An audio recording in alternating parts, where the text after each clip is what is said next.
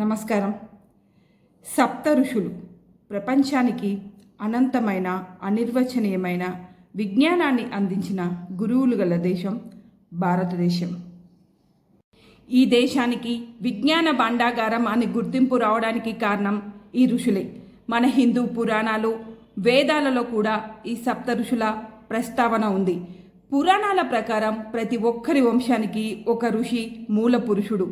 వీరి వంశానుక్రమమే నేటి మన భారత సంతతి. రాక్షసులు వేదాలను అపహరిస్తే శ్రీ మహావిష్ణువు వేద వ్యాసుని రూపంలో అవతరించి ఉపనిషత్తులు పురాణాల రూపంలో ఈ జగత్తుకు అందించారు. అందుకే వ్యాసుని వేదవ్యాసుడు అని, 4 తలలు లేని బ్రహ్మ అని, 2 బాహువులు గల విష్ణువు అని, 3వ కన్ను లేని శివుడు అని అంటారు. ఇక సప్త ఋషుల విషయానికి వస్తే అత్రి, భరద్వాజ, గౌతమ, వశిష్ఠుడు, జమదగ్ని, విశ్వామిత్రుడు, కశ్యపుడు. ఇతడు ఒక ప్రజాపతి, మారీచి, కళావతుల కుమారుడు.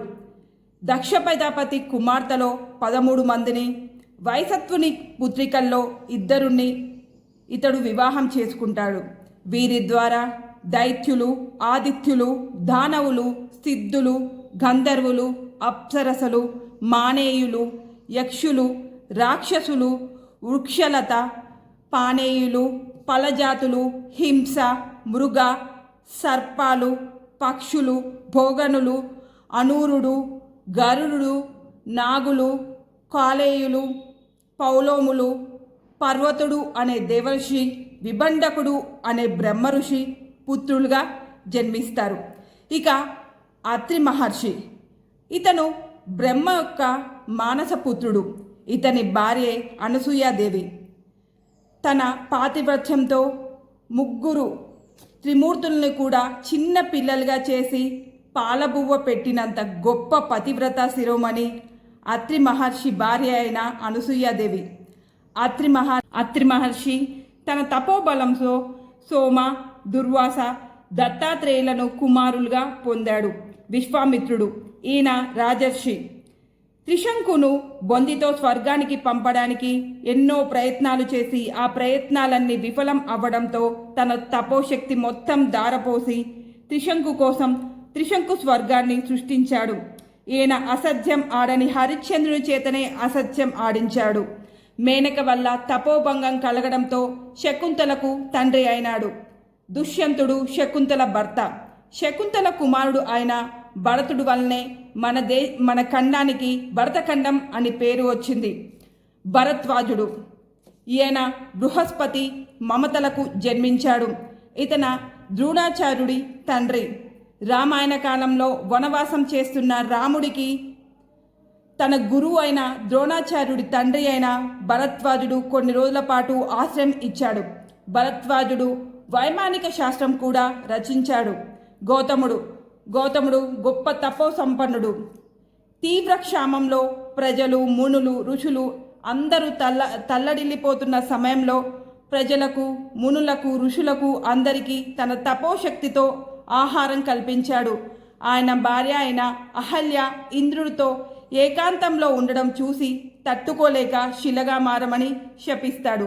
ఆ తర్వాత రాముడు అరణ్యవాసం చేస్తున్న సమయంలో రాముని పాద ధూళి తగిలి గౌతముని భార్య అయిన అహల్య మళ్ళీ తిరిగి మనిషి రూపంలోకి వస్తుంది.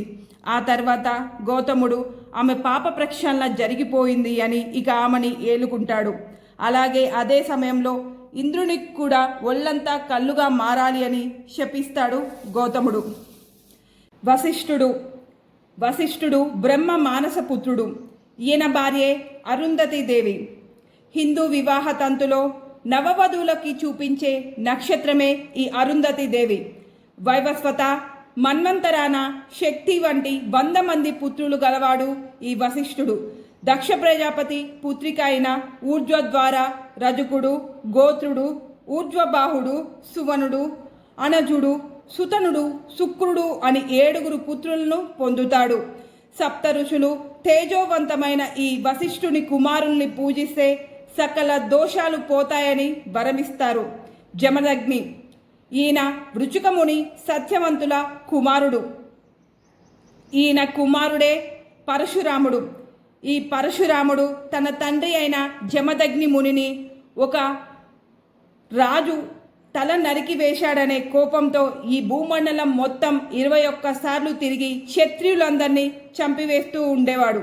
ఆ సమయంలో దశరథుల్లాంటి కొంతమంది క్షత్రియులు మాత్రం గోవుల మందలో దూరి తమ ప్రాణాల్ని కాపాడుకున్నారు. ఇక జమదగ్ని భార్యే రేణుకా ఎల్లమ్మ. ఈమె మనస్సులో ఒక అన్య పురుషునిపైన వ్యామోహం కలిగిందని తెలుసుకున్న జమదగ్ని ముని ఆమెను తన కుమారుడు అయిన పరశురాముడి చేతనే నరికించి వేస్తాడు. ఆ తర్వాత పరశురాముణ్ణి ఏదైనా ఒక వరం కోరుకోమని అడగా తిరిగి పరశురాముడు తన తల్లిని బ్రతికించమని కోరుకుంటాడు. వెంటనే జమదగ్ని ముని తన భార్య అయిన రేణుకా ఎల్లమ్మని బ్రతికిస్తాడు.